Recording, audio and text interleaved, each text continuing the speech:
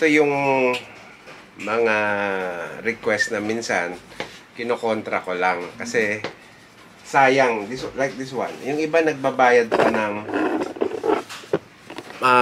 relic processing para lang magluma tulad nito. This one is natural yung pagka-relic niya. So parang masakit sa loob ko sir na papagandahin natin. Agree. Iba sir nagbabayad pa ng ilan libo para magganto lang. Oo. Worn out lang.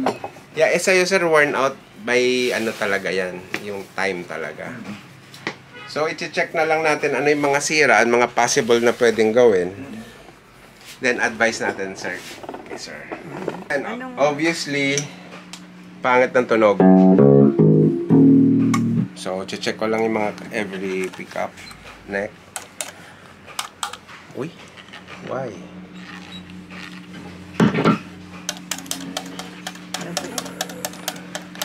Sir, walang tunog yung isang pickup. So, gumagana is bridge lang. This one wala. So, oo. Nagagawa pa rin po yan lahat. Yung setup, sobrang taas din. Sobrang taas. Oh. So, isang pickup ni sir is sira. Nako, ballpen, kasya. Kasi hindi siya mag-enjoy dito dahil gawa nga Sakit sa kamay. Yep. Gagawin ko muna siya ng quotation then check ko every bass guitar. Nabuksan. Mali din wiring. Okay, so importante sa akin sir kung gumagana yung pickups nyo. Kasi madali na lahat yan eh. Period correct pala yun.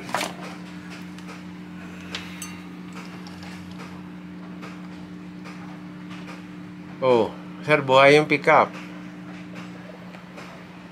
Mali ang wiring. Mali ang wiring. This one, buhay din. Mali ang wiring.